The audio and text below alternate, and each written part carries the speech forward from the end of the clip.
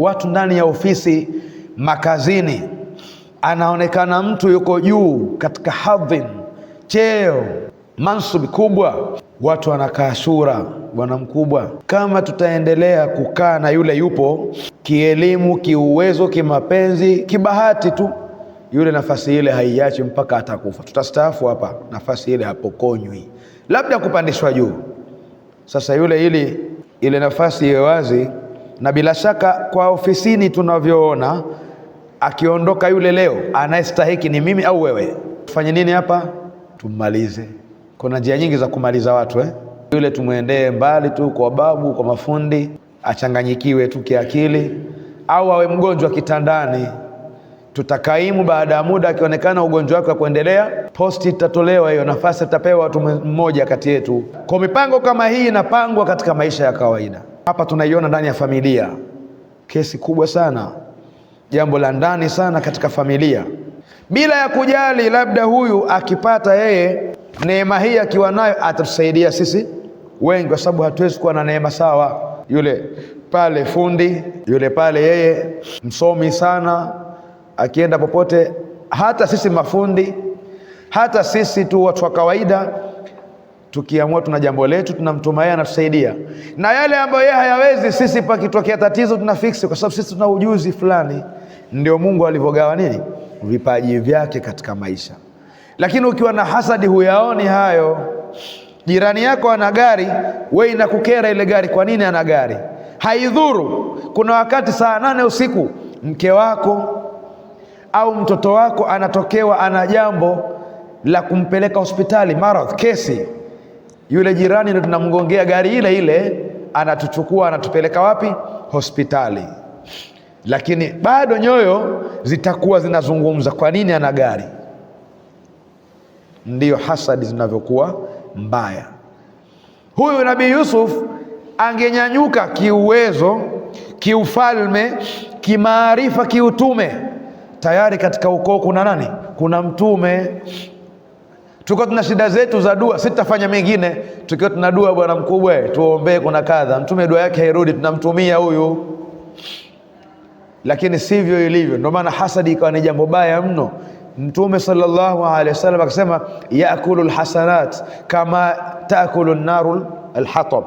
Hasadi inakula mema ya mtu kama vile moto unavyokula nini? Kuni.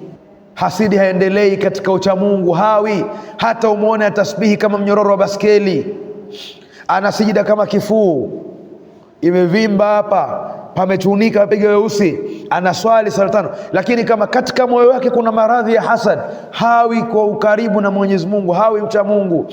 Lazima moyo wake utakasike, uwe safi, uwe sawa sawa.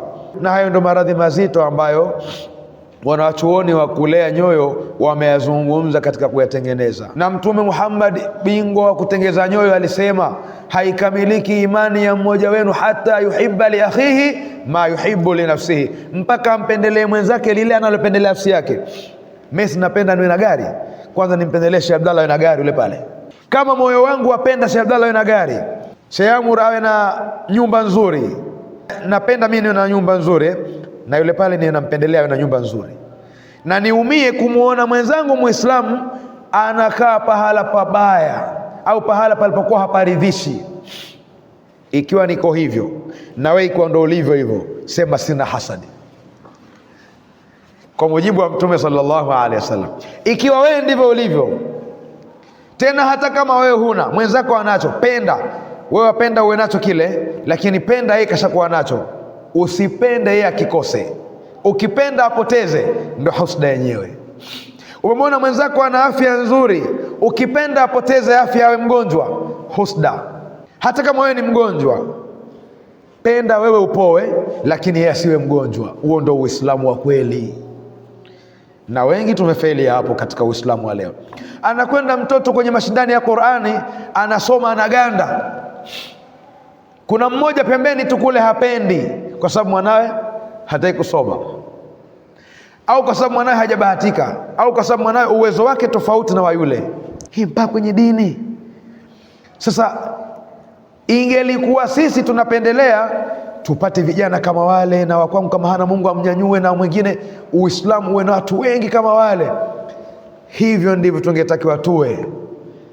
Hata kama wako hayumo, muombee dua awe, lakini wale wengine wasiotangulia Mungu kawapa neema, usichukie. Ukichukia una husda, hata ukasirika. Ndo Mtume kashasema bado haijakamilika imani kama hujampendelea mwenzako lile ambalo wapendelea wewe. Tupendelea mangapi kujipendelea wenyewe? Mengi. Lakini anasikia mtu mwenzake anaumwa, sema bora bwana, sitaki kumwona hospitali hata siku moja sitaki kumwona hospitali. Jamaa haumwi, kila siku naumwa mimi, tunapeleka hospitali watoto wangu. Moyo wako ukae sawa. Kazi tumepewa tiba sisi, na mashekhe wametambua katika vitabu tiba ya kutibu matatizo hayo ya hasad.